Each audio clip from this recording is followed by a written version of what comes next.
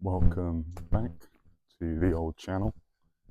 Today I want to make a little video just touching upon some basic notions when we think about what meditation is. What sort of process is it? Meditation has many different ways or synonyms of describing it. Mindfulness is a sort of similar notion, which relates to sort of using one's attention to be aware of, what is sort of arising in your mind, what sort of particular thoughts, feelings, and sensations. And, meditation is a similar sort of concept. It is a sort of an orientation of your attention to your awareness. The distinction between your attention and your awareness is quite a subtle kind of thing. Your attention is more of a discriminatory, discerning aspect of your general consciousness in how it sort of selects and ignores particular things. And it's almost like with our attention, we bring particular things to a more fine-grained, a more clarified reality. You can think about how your visual system, it's the very center of your visual system, which is the most highest resolution. Stuff. If you focus on your finger in front of you, and you look to what surrounds your finger, that will tend to be much blurrier, because we think about being these biological organisms with sort of a finite amount of energy.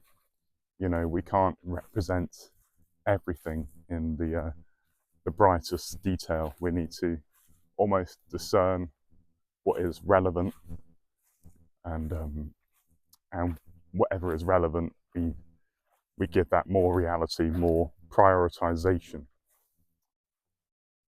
And that's a whole deep thing, into probing into the question of like, okay, if we are organisms, what sort of things, what sort of algorithm, what sort of mechanism is discerning what's relevant and irrelevant? And I'm not going to go into that. That'll take me into a whole different sort of debate. But to come back to sort of what meditation is, it is it is using your attention to sort of take a step back and inquire into the general meta dynamics of your attentional system.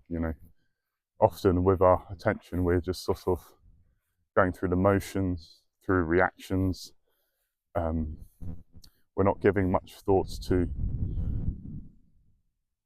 all the things that are going on. You're just sort of going through the motions with your day, operating on a deeply intuitive basis, which isn't a bad thing. But when we don't question and evaluate our sort of intuitions, we become almost prisoners to them. And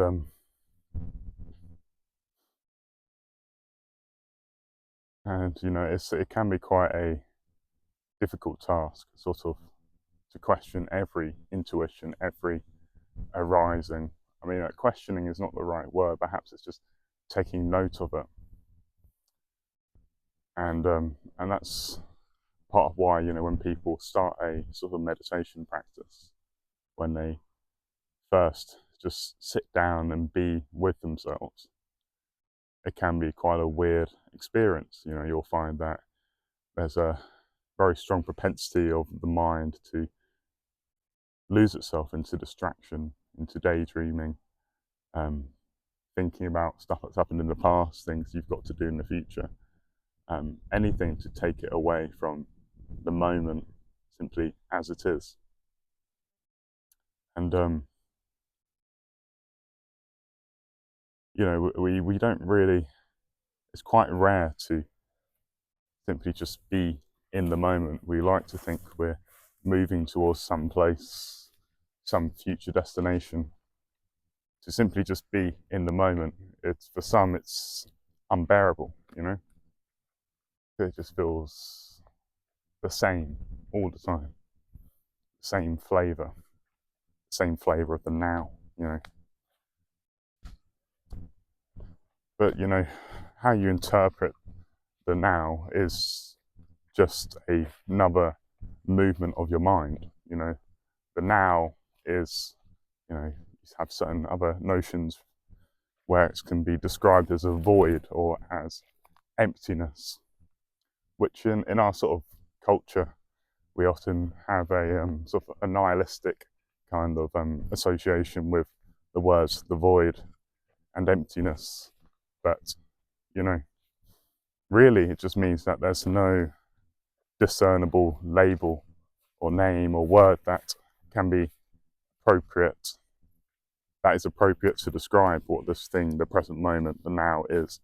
You know, it's no single description could ever be an exhaustive description. And so like the mind is always trying to represent something that is by its very nature eluding and transcending description, transcending representation.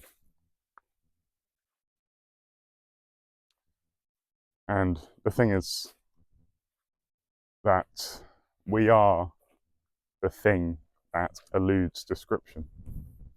That's our sort of true nature, even though we can't really talk about it exhaustively. You know, we can use pointers, things that, words and concepts that invite you to go beyond the concepts into probing that raw sense data, that raw feeling. I mean, feeling is just a word, but the important thing of this is that in order to just exist or orient one's mind from this deeply meditative space, is that you need to go beyond conceptual modes of thinking. Use the concepts as pointers, not the things themselves. And so very much meditation, true meditation, there is no activity, there's no doing, there's no doer. It's very much a remembering of what you already are. And so there's no positive activity that one needs to do, which may sound confusing because often people think that to meditate, and I'm not dismissing the utility of these sort of ritualistic methods of meditating where you sit down cross-legged for 30, 40 minutes or whatever and totally still the mind. You know, I've gone through a whole process of my life where I was doing sort of regular sit meditations, but the objective of those sorts of things is a kind of deconditioning, decluttering of your mind, such that then you don't need to pigeonhole your mindfulness to a particular set time period of your day, however long you spend meditating. It then becomes sort of just a general mode of your being. Every moment becomes a moment for mindfulness. And because you don't suddenly become enlightened when you sit down and close your eyes and stuff. You know, but what I would say is that such techniques, they're like a kind of training, like a form of mental exercise, which can then sort of, you know, build, I suppose, the relevant neural pathways with regards to your attentional system, your modes of representation, which can help over time you to sort of deconstruct your habits of attention, your habits of thought, of losing yourself in thought, losing yourself in rumination. But the thing to remember is that the original mind is the Buddha mind, as it's said in Buddhism. and that the activity of meditation is paradoxically a non-activity. It's an effortless action, to use this sort of the Taoist term of Wu Wei. And if I'm going to sort of offer a few more sort of pointers, the mindful state is one of a deep, a natural, and a rich spontaneity. You know, there's you are just, yeah, you simply just are, and that are-ness, that isness, is the ocean of existence, and all your particular thoughts, feelings, sensations are emerging ripples of that ocean, and that rippling creates the, what you may call the illusion or the representation of form. But and I guess that ties into another sort of term, in the sense that form and emptiness are the same quality, of the same substance, or whatever word you want to use, which is yeah, a whole thing to get into.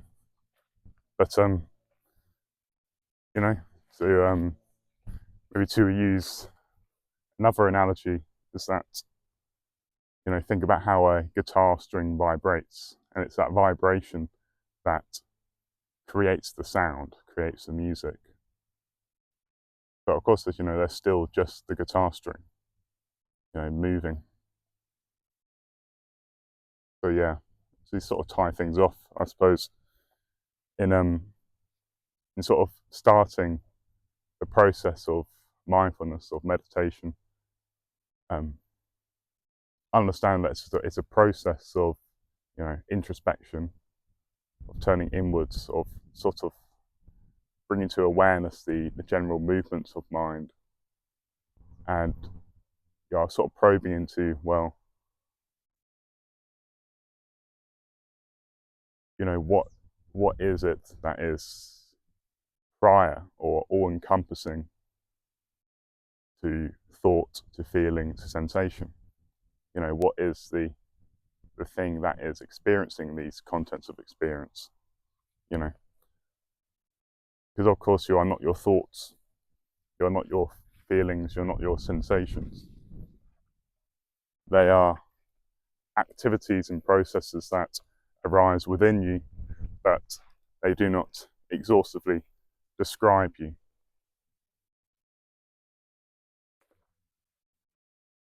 But yeah, I think I'll leave that there. Hope that's been useful, insightful, interesting. Anyways, I'm going to continue my walk, getting lost into nature. Adios.